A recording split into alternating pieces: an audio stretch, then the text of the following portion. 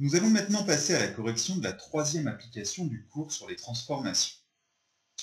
On considère une figure F et on cherche à construire l'image de cette figure par la translation qui transforme T en U. Pour ceci, nous allons devoir faire glisser la figure F dans le même sens que la flèche qui relie T et U, donc en suivant la même direction et en allant vers la droite.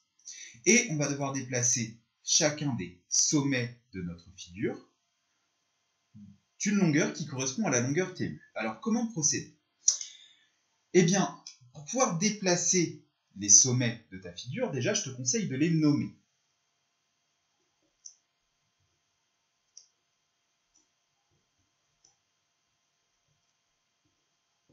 Pour construire l'image de la figure F par notre translation, on va construire l'image de chacun des points A, B, C, D, E et F par cette translation. Pour ceci, on va devoir donc déplacer le point A, par exemple, en suivant la direction de cette flèche, dans le même sens, donc vers la droite, et d'une certaine longueur, la longueur TU.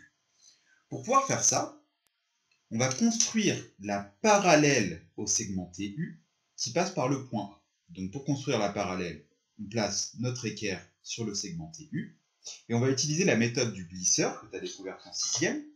On va placer la règle le long de l'autre côté de notre équerre et faire glisser notre équerre. En procédant ainsi, la droite TU que j'obtiens en prolongeant le segment, elle est perpendiculaire à ma règle, et la droite que je vais tracer ici, elle sera également perpendiculaire à ma règle. Cela signifie que les deux droites sont perpendiculaires à ma règle, elles sont donc nécessairement parallèles.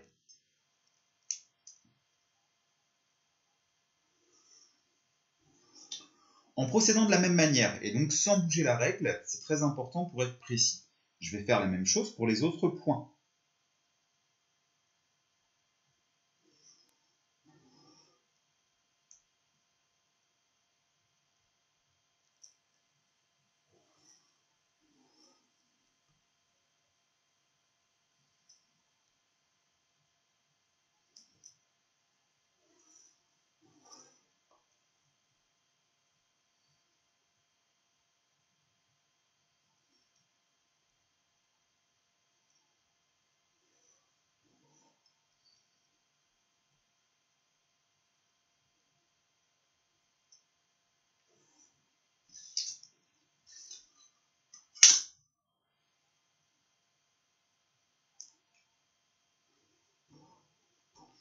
Et donc on obtient un réseau de droites parallèles, tu m'excuseras pour la petite imprécision, qui passe par chacun des sommets de notre figure. Pour pouvoir faire glisser nos points, et donc pour pouvoir construire leur image par la translation de vecteurs TU, on va utiliser notre compas. On sait qu'on doit se déplacer vers la droite, donc dans le sens de la flèche, et on sait qu'on doit se déplacer d'une longueur qui correspond à la longueur du segment TU. On va donc prendre l'écartement TU avec le compas et reporter la longueur à partir des sommets de la figure F.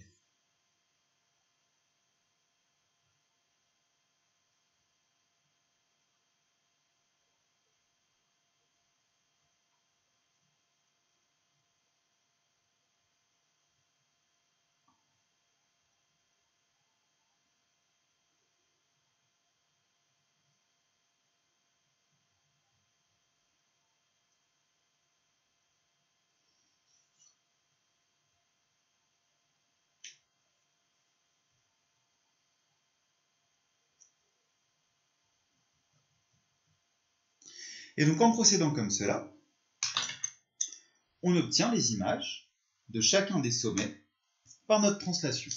Donc les points A', F',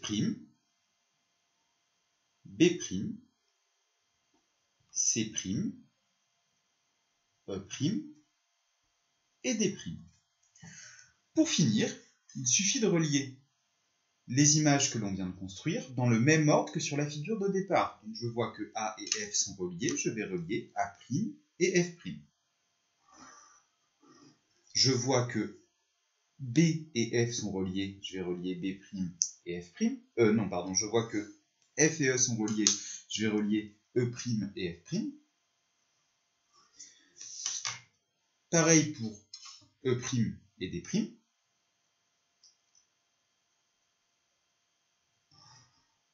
Pour D' et C'. Pour C' et B'.